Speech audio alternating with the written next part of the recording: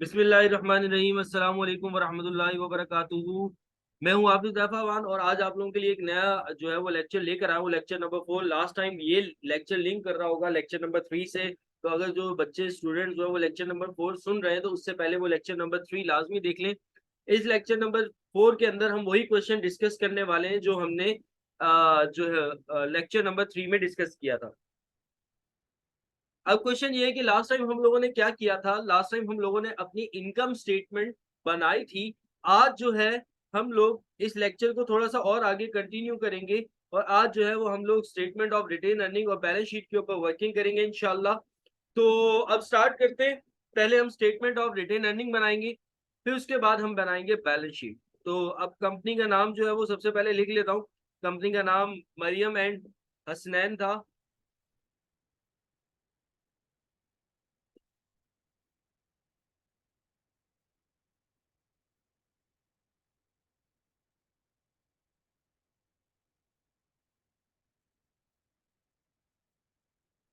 Maryam and Hasnain.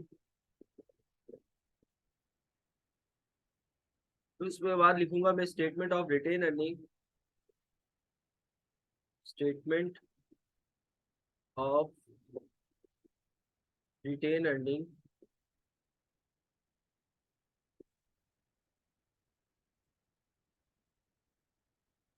For the year ended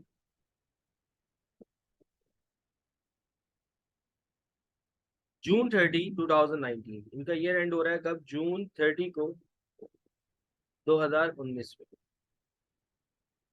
तो start लेंगे हम। सबसे पहले रिटेन अर्निंग का बैलेंस लिखेंगे जो हमें क्वेश्चन के अंदर दिया होगा। तो चेक करते हैं रिटेन अर्निंग का बैलेंस कितना दिया हुआ है। सबसे पहले रिटेन अर्निंग बैलेंस लिखा जाएगा।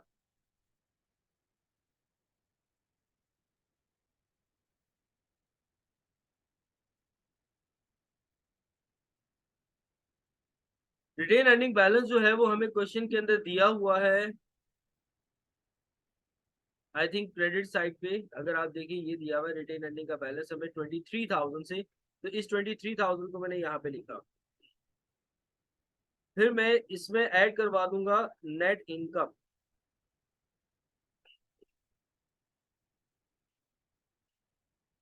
और नेट इनकम कहाँ से आएगी? नेट इनकम आएगी हमारे पिछले लेक्चर से, जो हम लोगों ने पिछले लेक्चर के अंदर पढ़ा था और पिछले लेक्चर के अंदर हमने नेट इनकम निकाली थी।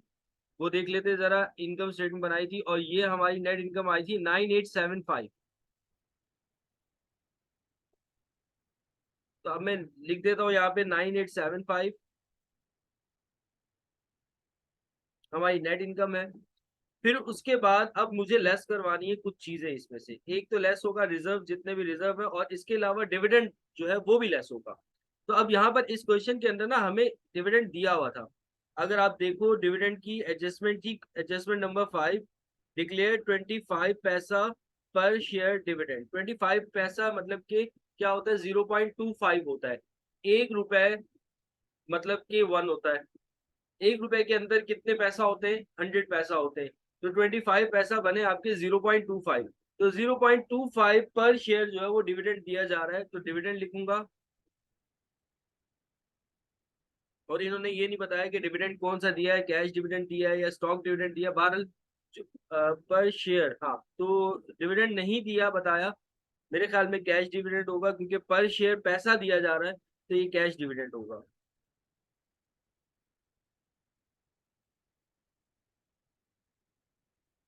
कैश डिविडेंड लिखा मैंने। इसको मुझे लेस करवाना है। 25 पैसा पर शेयर है तो 0.25 मल्टीप्लाई करवा दूंगा मैं नंबर ऑफ शेयर्स। अब नंबर ऑफ शेयर्स मुझे कहाँ मिलेंगे? नंबर ऑफ शेयर्स मुझे मिलेंगे ऊपर शेयर कैपिटल के अंदर। मेरा ऑर्डिनरी शेयर कैपिटल इन्होंने हमें क्वेश्चन में बताया हुआ है 4,20,000। 4,20,000 ऑर्डिनरी शेयर कैपिटल है ना, इसमें एक जीरो कम कर लो तो कितना बन जाएगा? 42,000। तो नंबर ऑफ शेयर्स कितने आएंगे? 42,000। तो हमेशा जब भी नंबर ऑफ शेयर्स आपको निकालने हो ना, तो आप क्या किया करें बेटा, आप लोग जो है ऑर्डिनरी शेयर कैपिटल में जाएं, उसका जो अमाउंट बन रहा है उसमें एक जीरो आप कम कर लो तो आपका जो है नंबर ऑफ शेयर्स आ जाते हैं। जैसे यहाँ पर था 4,20,000, इसमें एक जीरो मैंने कम किया, 42,000 हुआ। तो अब मैं 0.25 को मल्टीप्लाई करूंगा 42,000 से, तो 0.25 मल्टीप्लाई बाय 42,000, तो 10,500 हमारा डिविडेंड है। इस डिविडेंड को हमने क्या करना है, लेस करना है। इसके अलावा हम लेस करेंगे इसमें से जितने भी रिजर्व हैं, अगर क्वेश्चन में दिए हुए हैं। तो रिजर्व देख लेते हैं। रिजर्व में हमारे पास क्रिएट कंटीजेंसीज रिजर्व 7,000, तो इसको हम लेस करेंगे। रिजर्व फॉर कंटीजेंसीज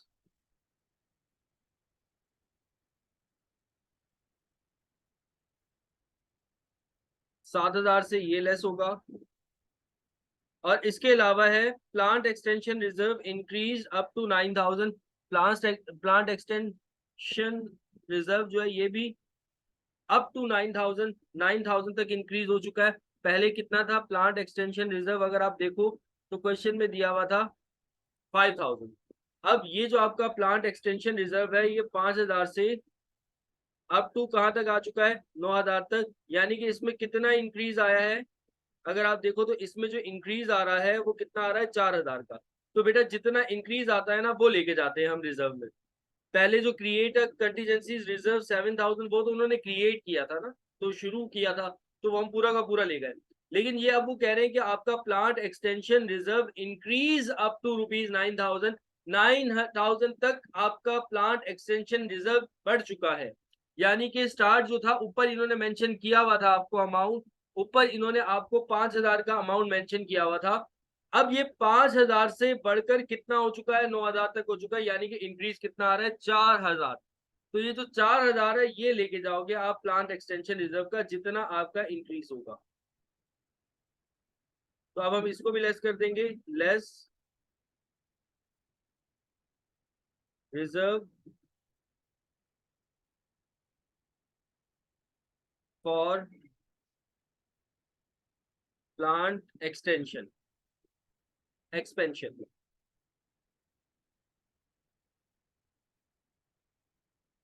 4,000 से मैंने क्या किया, जो 9,000 था उसमें से मैंने 5,000 माइनस कर दिया। जो पिछला वाला था, वो पिछला वाला था ना, उसको आप स्टेटमेंट में शो नहीं करोगे। माइनस करके 4,000 से जो इतना इंक्रीज आया वो आप लिखोगे और उसको आप लेस करवा देंगे। तो अब आपके पास जो है ये एडजस्टेड बैलेंस आ जाएगा।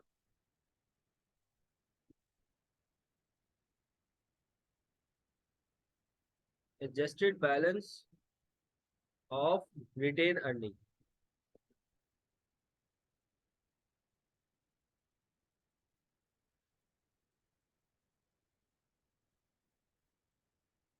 तो अब हम इसका टोटल करते हैं कि टोटल कितना आ रहा है।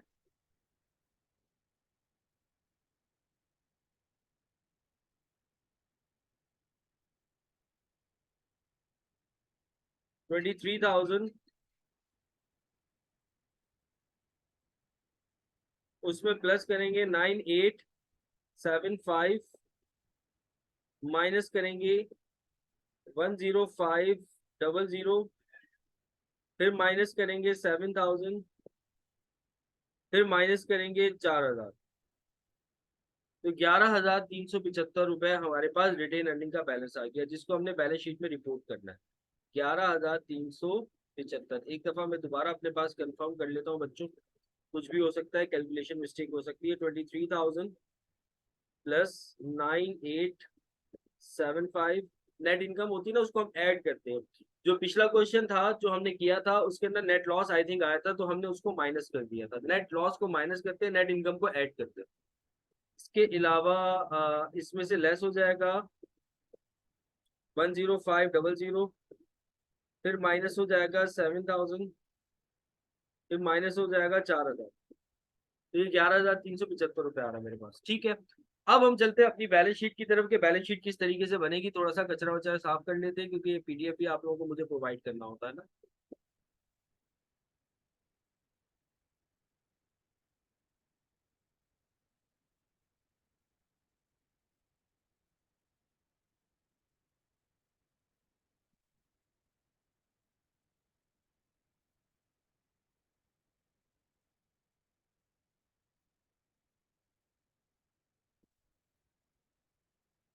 अब आते हैं हम अपनी बैलेंस शीट की तरफ। अगेन कंपनी का नाम लिखेंगे Maryam and Hasnain.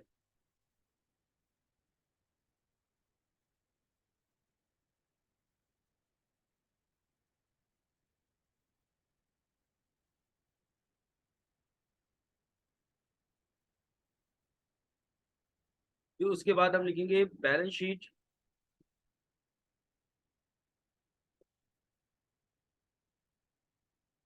As on June 30, 2009। ठीक है। अब बैलेंस शीट में आप सबसे पहले हेडिंग देते हो शेयर होल्डर इक्विटी, जैसा कि आप लोगों को याद होगा इससे पहले भी मैंने बैलेंस शीट करवाई, शेयर होल्डर इक्विटी।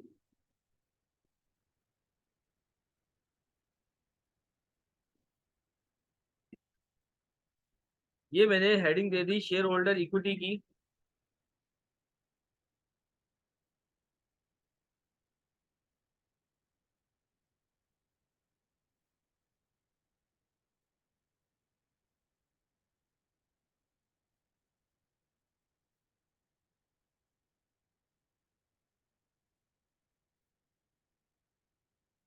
अब इसमें सबसे पहले लिखा जाता है ऑथराइज कैपिटल। अब क्वेश्चन के अंदर हमें ऑथराइज कैपिटल गिवन नहीं आई थी। हाँ, तो जब ऑथराइज कैपिटल नहीं है तो नहीं लिखेंगे। तो फिर उसके बाद हम आएंगे, वैसे भी वो काम का होता नहीं है, जस्ट उसकी एक इन्फॉर्मेशन होती है जो हम शेयर कर रहे होते हैं बैलेंस शीट के अंदर, इसके अलावा और कोई काम होता नहीं। तो अब शेयर होल्डर इक्विटी के अंदर सबसे पहले हम लिखेंगे ऑर्डिनरी शेयर कैपिटल।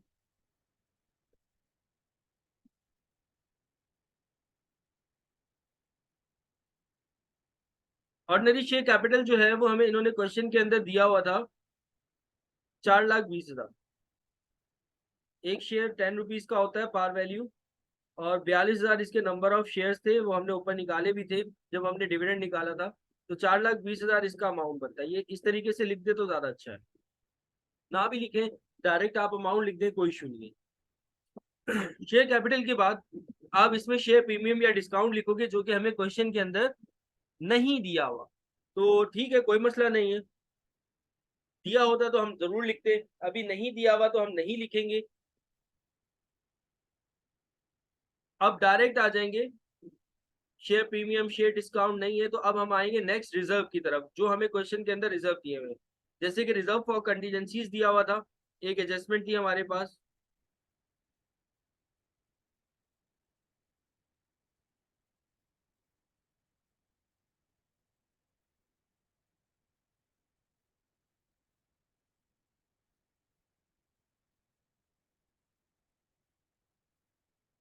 अब रिजर्व फॉर कंटीजेंसीज जो है वो इन्होंने हमें 7,000 से दिया हुआ था, तो उसको मेंशन करेंगे। एक रिजर्व फॉर प्लांट एक्सटेंशन दिया हुआ था।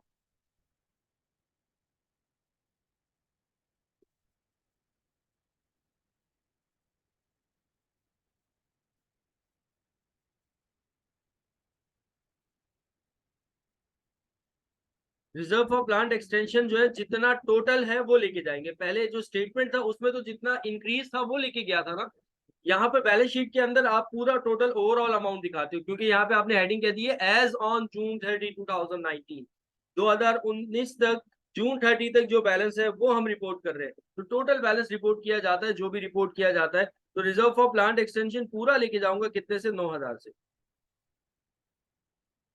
इसके अलावा रिटेन अर्निंग का बैलेंस लेके जाऊंगा मैं। क्वेश्चन के अंदर देखता हूँ कि रिटेन अर्निंग का बैलेंस कितना दिया हुआ है, क्वेश्चन के अंदर नहीं, सॉरी, स्टेटमेंट में।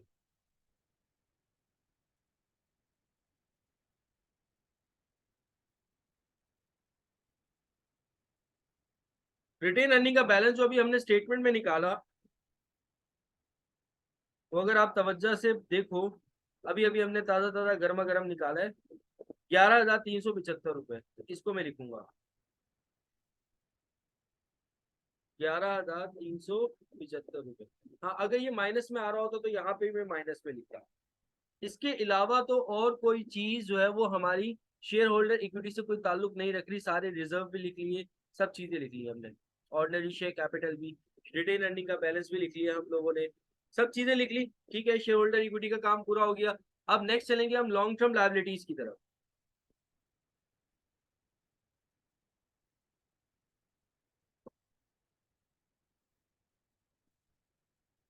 अब लॉन्ग टर्म लायबिलिटीज जो है वो मैं देखता हूँ कि क्वेश्चन में हमें कितनी दी हुई है। लॉन्ग टर्म लायबिलिटीज में account payable, purchase discount, note payable, retain earning by owner, share.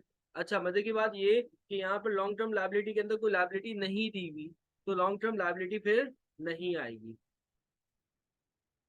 मैं वापस से मिटा देता हूँ, अगर दी होती तो मैं लिखता हूँ। तो अब मैं लॉन्ग टर्म लायबिलिटी है नहीं, तो डायरेक्ट मैं किस पे आ जाऊंगा, करंट लायबिलिटीज पे।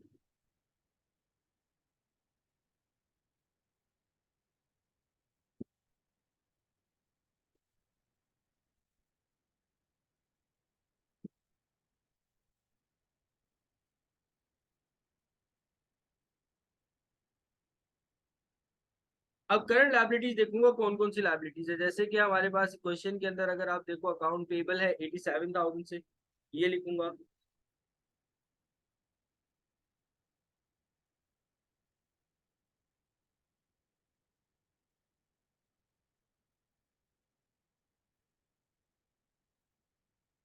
एटी सेवन थाउजेंड से इसको मेंशन कर दिया। इसके अलावा देखूंगा और कोई लायबिलिटी है, बिल्कुल है, नोट्स पेएबल 1,20,000 से।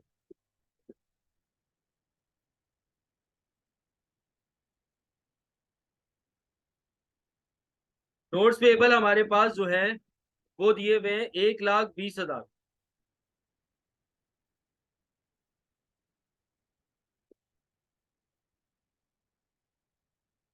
फिर उसके बाद नेक्स्ट देखेंगे और कोई लायबिलिटी है।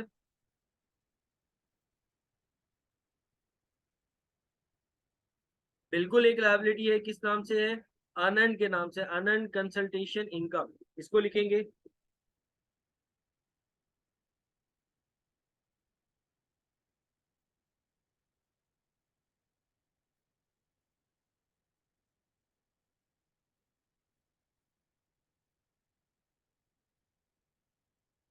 आनंद कंसल्टेशन इनकम जो है वो ऊपर इन्होंने 11,000 दी हुई थी, और नीचे वो आपको बता भी रहे हैं एडजस्टमेंट के अंदर। अगर आप देखो देखो हर चीज जो भी आप लेके जा रहे हो बैलेंस शीट के अंदर, उसकी एडजस्टमेंट एक दफा लाजमी देख लेना कि उसकी एडजस्टमेंट तो कहीं नहीं दी हुई। तो इसकी एडजस्टमेंट है आनंद कमीशन की। कंसल्टेशन इनकम है 10,000 से। देखो आनंद वो आपको बता रहे थे कितनी, 11,000, जिसमें से वो आपको 10,000 तो वो कह रहे हैं कि आपकी इनकम है। मतलब अनंत जो है वो कन्वर्ट होता है इनकम के अंदर, जैसे कि प्रीपेड कन्वर्ट होता है किसके अंदर, एक्सपेंस के अंदर। तो अब ये 10,000 तो 11,000 में से आपकी क्या है, इनकम है। वो उन्होंने नीचे मेंशन कर दिया कि कंसल्टेशन इनकम जो है वो आपकी कितनी है, 10,000 है। तो 10,000 तो इनकम है जिसको मैं ऑलरेडी इनकम स्टेटमेंट के अंदर प्रेजेंट कर चुका हूँ। तो अब मेरी जो लाइबिलिटी है वो 11,000 की नहीं रही, मेरी लाइबिलिटी जो है वो सिर्फ 1,000 की है। तो 11,000 में से माइनस कर दूंगा 10,000, क्योंकि वो मेरी इनकम बन चुकी है। माइनस करके 1,000 से रिपोर्ट करूंगा।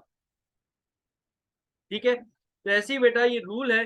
अगर आप लोग देख लो कि आपकी कोई लायबिलिटी है और उस लायबिलिटी के नीचे उन्होंने इनकम जनरेट की भी है, तो इसका मतलब वो इनकम में आ चुकी है। तो जो वो इनकम में आ चुकी है तो उसको आपने इनकम स्टेटमेंट में शो कर दिया है। तो अब आप उसको माइनस करोगे, फिर जो आपकी लायबिलिटी बचेगी उसको लेके जाओगे। तो ये आपकी करंट लायबिलिटी होगी। इसके अलावा और देखते हैं, ऊपर वाली तो सारी लायबिलिटीज हमने देख ली। अब हम देखते हैं नीचे हमारे पास एडजस्टमेंट्स में तो कोई लायबिलिटी नहीं है। चेक करते हैं। सैलरीज एक्सपेंस है for the year 70,000, salary expense ऊपर दिया हुआ है 72,000 नहीं है। अच्छा, रेंट एक्सपेंस है 40,000 से, रेंट एक्सपेंस ऊपर दिया हुआ है, नहीं है। डिविडेंड, डिविडेंड बिल्कुल, डिविडेंड, डिविडेंड, डिविडेंड भी आपकी एक लायबिलिटी होती है, कैश डिविडेंड। ये आई थिंक हमने स्टेटमेंट ऑफ रिटेन अर्निंग के अंदर निकाला भी था। डिविडेंड भी आपकी करंट लायबिलिटी है।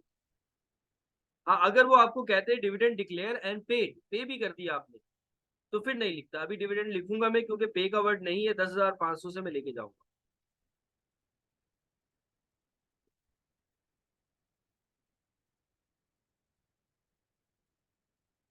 देखो, डिविडेंड अगर वो आपको यहाँ पे एडजस्टमेंट के अंदर मेंशन कर रहा होता ना, डिक्लेयर 25 पैसा पर शेयर डिविडेंड एंड पेड, और and issue a dividend warrant, या इस तरीके से वो कह देता कि आपने डिविडेंड पे भी कर दिया है, डिक्लेयर भी कर दिया और पे भी कर दिया है, तो फिर हम उसको लायबिलिटी के अंदर शो नहीं करते, खाली स्टेटमेंट के अंदर शो करते रिटेन अर्निंग। लेकिन अब यहाँ पे वो आपको ये बता रहे हैं कि डिविडेंड आपने डिक्लेयर भी किया है, पे नहीं किया, पे की वर्डिंग कहीं पे यूज ही नहीं किया उसने। अब जब उसने डिविडेंड पेमेंट की एंट्री कहीं पर इस्तेमाल ही नहीं की, तो फिर आप डिविडेंड को अपनी लायबिलिटी के अंदर, करंट लायबिलिटी के अंदर शो करोगे। तो डिविडेंड वाली भी हम लायबिलिटी ले गए। अब हम इन इक्विटी सेक्शन का टोटल कर लेते हैं कि टोटल इक्विटी कितनी आ रही है हमारी।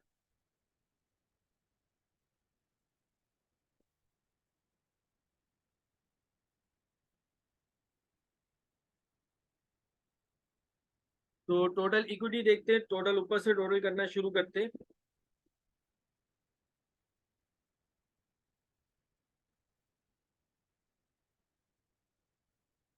4,20,000 प्लस 7,000 प्लस 9,000 प्लस 11,375 रुपए प्लस 87,000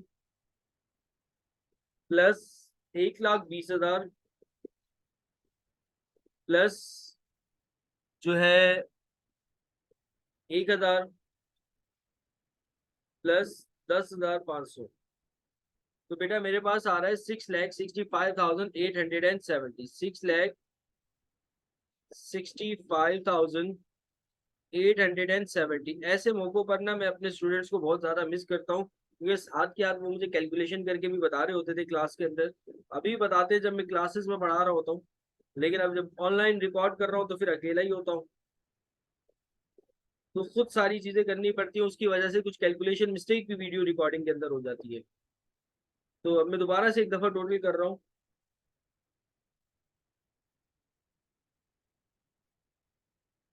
इसलिए आप लोगों को साथ साथ में मेंशन करता रहता हूँ कि भैया आप लोग भी अपने पास टोटल कर लिया करें।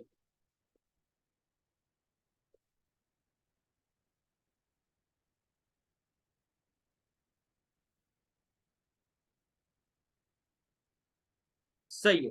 तो 6,65,875 है, ये हमारा जो है वो इक्विटी का टोटल आ रहा है। सही हमने लिखा था पहले भी, एक दफा सही से लिख लेते हैं, इसको कोशिश कर लेते हैं सही से लिखने की। 6,65,875, ये हमारा इक्विटी सेक्शन हो गया। अब हम चलेंगे अपने एसेट्स वाली साइड पे कि हमें एसेट्स कौन कौन से दिए हुए हैं।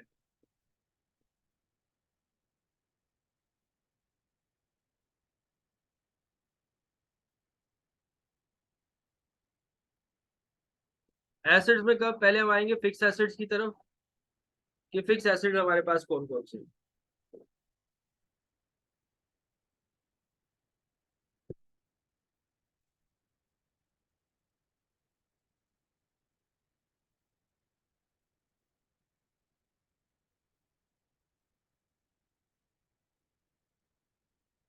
अच्छा, तो फिक्स एसेट्स है हमारे पास, जैसे कि क्वेश्चन के अंदर था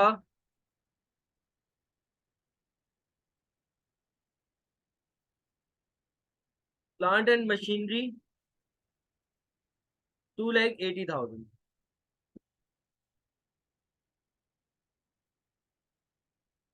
प्लांट एंड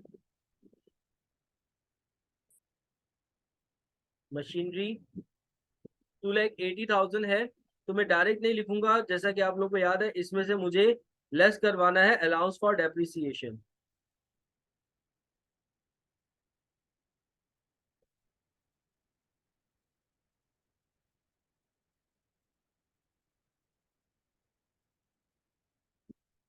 अब अलाउंस फॉर डेप्रिसिएशन जो है वो क्वेश्चन के अंदर तो नहीं था, रेट दिया हुआ था उन्होंने 10% ना, जो हमने निकाला भी था फिक्स एसेट का, अगर आपको याद हो। तो 2,80,000 का 10% निकलेगा 28,000, वो हम इनकम स्टेटमेंट में भी लेके गए थे। ये हम लेस करवाएंगे, 280 में से 28,000 माइनस करेंगे, 2,52,000।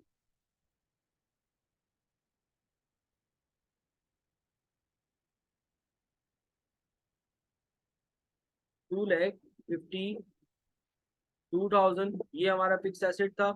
इसके अलावा लैंड थी हमारे पास, और लैंड का अमाउंट दिया हुआ था उन्होंने 2 लाख से। तो इसको लेके जाएंगे हम।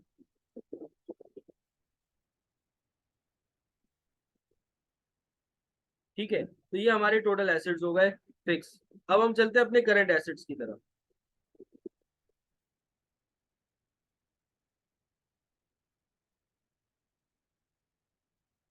अब देखेंगे कि हमें करंट एसेट्स कौन कौन से दिए हुए, कैश को, बैंक को सबसे एंड में रिपोर्ट करना है। तो सबसे पहले करंट एसेट्स में देखते हैं। अगर आप देखो ना एडजस्टमेंट्स में, पहले हम ऊपर से देख लेते हैं। कैश अकाउंट रिसीवेबल चलो बाद में रिपोर्ट कर देंगे। प्रीपेड इंश्योरेंस हमें दिया हुआ इन्होंने कितने से, 25,000 से। और नीचे आपको नाइन्थ वाली एडजस्टमेंट के अंदर बता रहे हैं कि 4/5 इंश्योरेंस टिल प्रीपेड। अब ऊपर भी प्रीपेड दे रहे हैं, लेकिन वो कह रहे हैं कि 4/5 आपका जो इंश्योरेंस है वो प्रीपेड है। तो जो नीचे वाला अमाउंट है ना वो लेके जाओगे, जो अभी नीचे प्रीपेड है। और इनकम स्टेटमेंट में हम इसे कैसे लेके गए थे, मैंने कहा था प्रीपेड को आप क्या करा देते हो, माइनस। तो नीचे वाला जो प्रीपेड निकला था ना, हमने इसमें से इनकम स्टेटमेंट में माइनस किया था। क्यों? क्योंकि वहां पर हमें एक्सपेंस को रिपोर्ट करना था, यहाँ पर अभी हमें एसेट को रिपोर्ट करना है। अगर आप ऊपर देखो, ऊपर आपको बता रहे हैं कि आपका जो प्रीपेड इंश्योरेंस है वो 25,000 से, और नीचे वो कह रहे हैं कि 4/5 इंश्योरेंस स्टिल प्रीपेड, अभी तक जो आपका प्रीपेड है वो 4/5 है। तो प्रीपेड इंश्योरेंस लेके जाऊंगा, जो नीचे इन्होंने आपको अमाउंट दिया, नीचे वाला अमाउंट एक्चुअल होता है, हमेशा याद रखिएगा। प्रीपेड इंश्योरेंस तो 25,000 का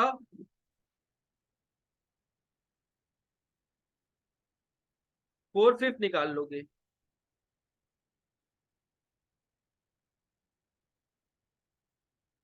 25,000 का 4/5 तो 20,000। तो 20,000 वो आपको कह रहे हैं कि क्या है, आपका प्रीपेड है। और इनकम स्टेटमेंट के अंदर यही 20,000 मैंने माइनस किया था 25,000 में से, क्योंकि प्रीपेड हम क्या कराते हैं, माइनस। तो 5,000 का हमारा एक्सपेंस आया था, इसको मैंने रिपोर्ट किया था हमारे पिछले लेक्चर के अंदर। प्रीपेड प्रीपेड इंश्योरेंस ले गया, ठीक है। फिक्स डेप्रिसिएशन भी लेके जा चुका हूँ। अच्छा, ऊपर देखते हो और कोई मर्चेंडाइज इन्वेंट्री हमें एंडिंग वाली लेके जानी होती है, और एंडिंग वाली नीचे वाली होती है, जो कि कितनी है, 50,000। तो अब मर्चेंडाइज इन्वेंट्री को भी देखते हैं।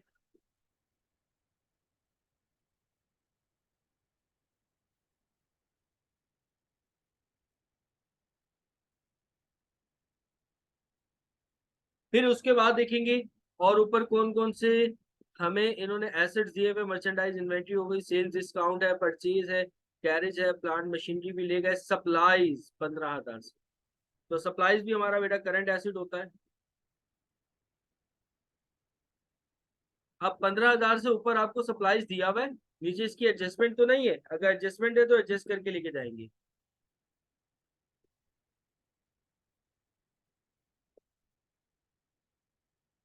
नहीं, नीचे कोई एडजस्टमेंट नहीं है, तो सप्लाईज डायरेक्ट पूरा 15,000 चला जाएगा। अच्छा, इसके अलावा देखते हैं और कोई एसेट है यहाँ पर। रेंट एक्सपेंस दिया हुआ है, प्रीपेड एडवर्टाइजिंग दिया हुआ है 25,000 से। अब नीचे अगर देखेंगे तो वो प्रीपेड एडवर्टाइजिंग वो कह रहे हैं कि 4/5 एडवर्टाइजिंग आपका एक्सपायर्ड हो गया, तो जो एक्सपायर्ड हो गया उसको माइनस कर दो। प्रीपेड एडवर्टाइजिंग 25,000 में से 4/5 आपका क्या हो गया, एक्सपायर हो गया। 4/5 यानी कि 20,000 क्या हो गया आपका एक्सपायर। 4/5 जैसे ऊपर निकाला था तो तब भी 20,000 आया था, तो 20,000 मैंने क्या कर दिया, माइनस। माइनस करके कितना रिपोर्ट किया, 5,000। अब समझ में आ रही है बात? देखो, ऊपर वाला प्रीपेड इंश्योरेंस था, मैंने क्या किया, 4/5 ले कर गया, क्योंकि नीचे प्रीपेड बता रहे थे वो हमें। नीचे वाली एडजस्टमेंट में, एडजस्टमेंट नंबर 9 में हमें प्रीपेड बता रहे थे, तो जितना प्रीपेड था, क्योंकि प्रीपेड हमारा करंट एसेट होता है, वो मुझे रिपोर्ट करना होता है, वो मैं लेके चला गया। लेकिन अब वो आपको 4/5 प्रीपेड नहीं बता रहे, वो अब आपको 4/5 कह रहे हैं आपका एक्सपायर्ड हो गया, एक्सपायर्ड हो गया। तो फिर जो एक्सपायर्ड हुआ यानी कि 20,000, 4/5 20,000 बनता है। उस 20,000 को मैंने क्या कर दिया, माइनस कर दिया, क्योंकि ये एक्सपायर हो चुका है। तो 5,000 से मैं लेके गया हूं। ऐसे ही इनकम स्टेटमेंट के अंदर क्या हुआ था, इनकम स्टेटमेंट के अंदर जो प्रीपेड था वो मैंने माइनस किया था और एक्सपायर्ड निकाल के लेके गया था, और जो एक्सपायर्ड था उसको मैं डायरेक्ट ले गया था। तो इन पॉइंट्स को बेटा याद रखना है आप लोगों ने। अच्छा, फिर उसके बाद जो है प्रीपेड एडवर्टाइजिंग भी हो गया। अब देखिए कोई एडजस्टमेंट रह तो नहीं गई, बिल्कुल एक एडजस्टमेंट थी हमारे पास, जैसे कि आप देखो यहाँ पर सैलरी एक्सपेंस की एडजस्टमेंट थी। आपका सैलरी एक्सपेंस 70,000 से बता रहे हैं, हालांकि आपने ऊपर कितना रिकॉर्ड किया हुआ है 72,000 से, तो ये प्रीपेड सैलरी होगा 2,000 से।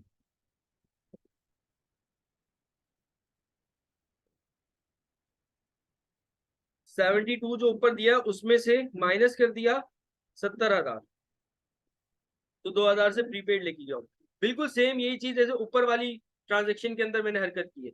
ऊपर भी देखो एक्सपायर्ड मैंने माइनस किया था ना, ये 20,000 क्या था, एक्सपायर्ड था, मैंने माइनस कर दिया और प्रीपेड लेके चला गया। यहाँ पर भी ये 70,000 क्या है, एक्सपेंस है, उसने मेंशन किया हुआ है कि आपका 70,000 क्या है, एक्सपेंस है, तो ये एक्सपेंस मैंने क्या कर दिया, माइनस कर दिया। एक्सपेंस को हमेशा माइनस करते हो तो फिर प्रीपेड आता है आपके पास। ऊपर भी एक्सपायर्ड लिखा हुआ था 20,000, मैंने माइनस कर दिया। नीचे भी आपको एक्सपेंस दे रहे हैं ना, तो एक्सपेंस एक्सपेंस को माइनस करोगे तो आपके पास प्रीपेड निकलता है। तो प्रीपेड मैंने रिपोर्ट किया कितने से, 2,000 से। फिर उसके बाद रेंट एक्सपेंस, प्रीपेड रेंट लेके जाओगे, सेम यही चीज यहाँ पे यही कहानी आ रही है रेंट की भी, कि ऊपर आपको रेंट एक्सपेंस दिया हुआ है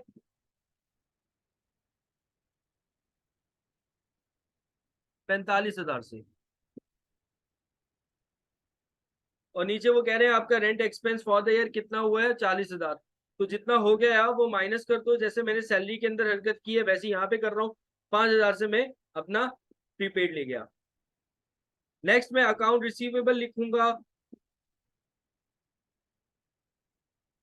ये वाली एडजस्टमेंट ना मैं आप लोगों को सेपरेटली भी समझाऊंगा इंशाल्लाह, ताकि आप लोगों का कंसेप्ट और क्लियर हो। मुझे पता है यहाँ पे बच्चे फंस रहे होंगे।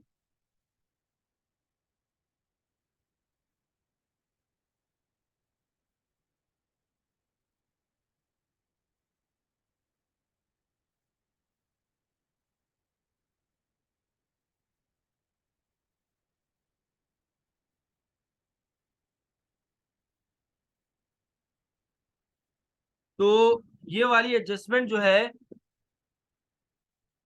इंशाल्लाह मैं आप लोगों को अगेन समझाऊंगा। अभी हम लिखते हैं अकाउंट रिसीवेबल की तरफ। अकाउंट रिसीवेबल का बैलेंस हमें ऊपर कितना दिया हुआ था, 45,000। तो इसको मैं डायरेक्ट नहीं लिखूंगा, 45,000 लिखा है, इसमें से लेस करवा दूंगा allowance for bad debts.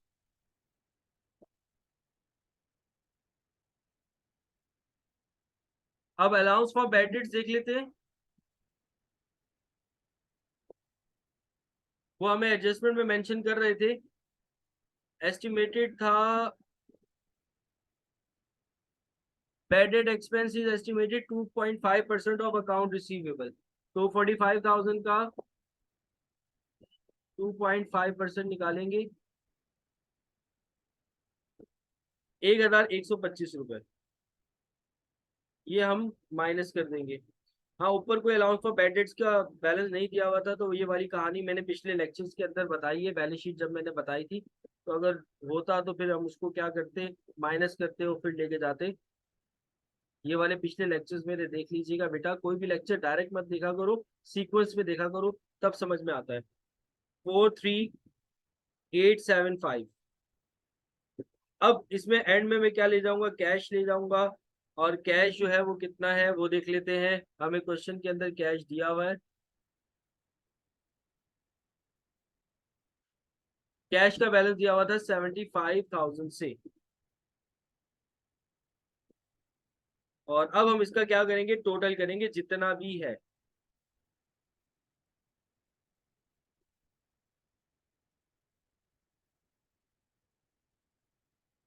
Total assets, तो टोटल एसेट देख लेते हैं कि कितने, ऊपर से लेकर एंड तक हमें टोटल करना पड़ेगा एसेट्स में।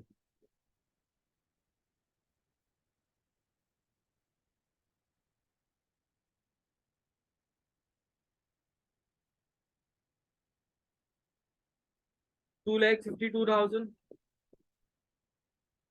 Plus 2 lakh plus 20,000 plus 50,000 plus 15,000 plus 5,000 plus 2,000 plus 5,000 plus 43875 plus 75,000, तो 6,67,875 आ रहा है। तो कोई ना कोई जो है वो, इसका मतलब ये हुआ है कि मिस्टेक हुई है, कोई चीज मैं नहीं लेके गया। अब इसको हम चेक करते हैं कि कौन सी मिस्टेक ऐसी की है मैंने जिसकी वजह से आंसर जो है वो सही नहीं आ रहा। कहीं ना कहीं कोई ना कोई छोटी जो है वो कैलकुलेशन मिस्टेक हुई होगी 2,000 से।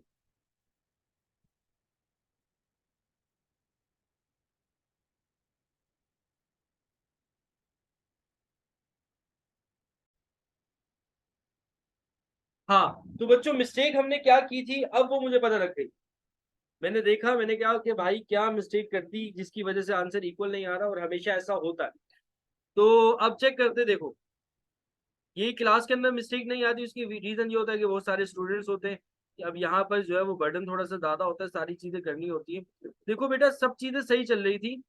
अब जो सैलरी एक्सपेंस है ना, इसमें एक मसला कर गया मेरे पिछले वाले लेक्चर के अंदर। जो मैंने सैलरी एक्सपेंस लिख दिया, अगर आप इनकम स्टेटमेंट देखो ना, उसके अंदर मैंने सैलरी एक्सपेंस लिख दिया है 72,000 से, और सैलरी एक्सपेंस ऊपर वाला लेके चला गया मैं डायरेक्ट।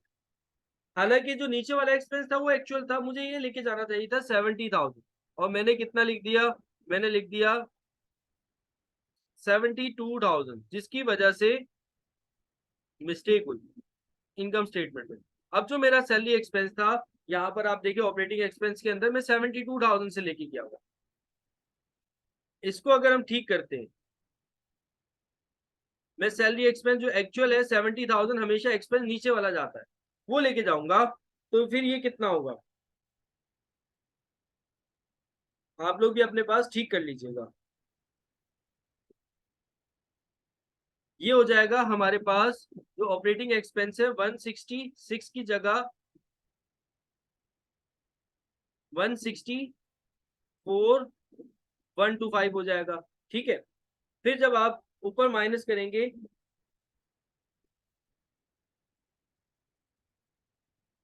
तो अब आपकी जो नेट इनकम होगी वो चेंज आएगी, वो आएगी 11,875 रुपये। 9,000 की जगह 11,875।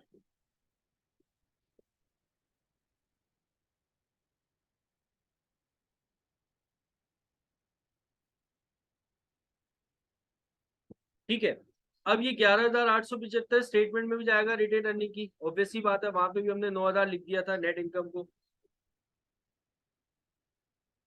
तो 9,000 को कट करके मैं क्या कर दूंगा, 11,875 लिखूंगा। तो अब हमारा रिटेन अर्निंग का बैलेंस भी जो है वो चेंज हो जाएगा।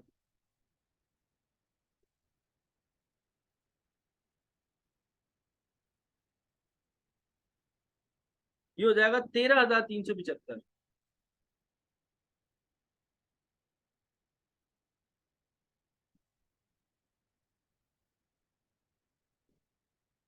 13,375। अब ये बैलेंस जो है वो बैलेंस शीट के अंदर भी ऑब्वियस सी बात है रिपोर्ट होगा। मैंने क्या लिखा था, 11,375, तो मैं इसको कर दूंगा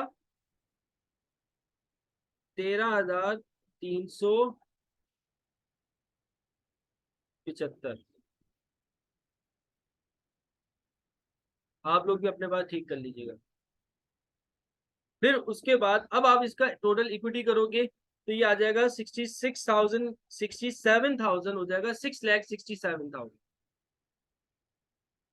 65 की जगह 67 हो जाएगा, जो हम मिस्टेक कर रहे थे।